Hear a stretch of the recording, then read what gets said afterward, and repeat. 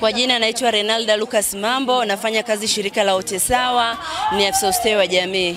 Wote Sawa ni shirika ambalo limejihusisha katika kupinga aina zote za ukatili dhidi ya wafanyakazi wa nyumbani. Wote Sawa pia tumejikita katika kupinga usafirishaji haramu kwa binadamu. Wote Sawa tunapatikana jijini Mwanza ambapo ndipo makao makuu.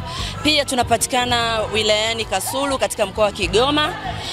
Hali kadhalika tunapatikana wilayani Ngara katika mkoa wa Kagera, ambapo kote huko tumejikita katika kuhakikisha kwamba tunapinga ukatili dhidi ya wafanyakazi wa nyumbani na tunapinga usafirishaji haramu kwa binadamu.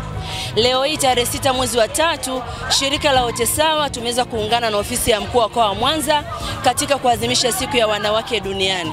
Ikumbukwe kwamba siku ya wanawake duniani huadhimishwa kila ifikapo tarehe 6 mwezi wa 3, ambapo ndani ya mkoa wa Mwanza tumeweza kuadhimisha siku hii leo hii tarehe 6 mwezi wa 3, ambapo shirika la Wote Sawa tumeweza kukutana na wanawake mbalimbali, wanawake viongozi ambao wako ndani ya mkoa wa Mwanza kuhakikisha kwamba tunajadiliana mambo mbalimbali yanayohusiana na haki zinazomlinda mwanamke.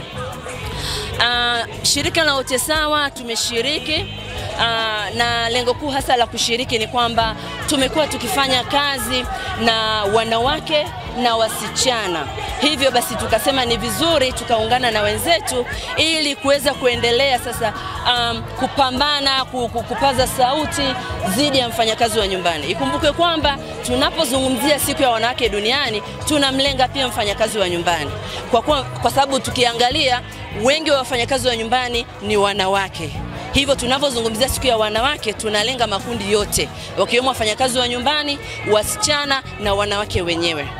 Sambamba na hilo tumeweza kuangazia pia mafanikio ya miaka 30 ya Beljini, ambayo tumeweza kuona kwa namna moja au nyingine Tanzania imeweza kupiga hatua kubwa sana. Miongoni mwa hatua ambazo Tanzania imeweza kufanikiwa kupitia mafanikio ya Beljini ni pamoja na ongezeko la elimu. Tumeweza kuona pia ufaulu kwa watoto wetu wa kike ukiongezeka. Tumeweza kuona wanawake wakishika hatamu mbalimbali za uongozi, ikiwemo mawaziri, wakuu wa mikoa, wakuu wa wilaya na hata makatibu wakuu. Na mwisho wa siku tumeweza kuona kabisa kwamba tumeweza kumpata Rais wa Jamhuri ya Muungano wa Tanzania ambaye ni mwanamke na ambaye ameweza kutuongoza salama kwa kipindi chote cha muda wake ambacho ameweza kutuongoza sisi wa Tanzania. Hivyo sisi kama shirika la Wote Sawa bado tunaendelea kutoa wito kwa jamii, hususani kwa waajiri wafanyakazi wa nyumbani, kuweza kuona namna gani mfanyakazi wa nyumbani anaweza akashirikishwa ndani ya jamii ili pawepo na usawa. Ikumbukwe kwamba wafanyakazi wa nyumbani wamekuwa wakisahaulika, nikiwa naimaanisha wamekuwa wakitengwa, wakibaguliwa. Hivyo lengo la shirika la Wote Sawa ni kuona basi kama kauli mbiu inavyosema, wafanyakazi wa nyumbani na wenyewe pia waweze kuwezeshwa, waweze kuingia kwenye usawa, kwamba pasiwepo na ubaguzi wa aina yoyote, kwamba mfanyakazi wa nyumbani ni mfanyakazi kama alivyo mfanyakazi mwingine yoyote, ana haki ya kulipwa mshahara wake kila mwezi kwa mujibu wa kima cha mshahara cha shilingi 60,000 kwa mwezi. Hali kadhalika mfanyakazi wa nyumbani huyu ana haki ya kupata likizo ya siku 28 kama alivyo mfanyakazi mwingine yoyote. Pamekuwepo pia na matukio ya ukatili ambayo yamekuwa yakiendelea katika jiji letu la Mwanza, hasa kwa upande wa wafanyakazi wa nyumbani.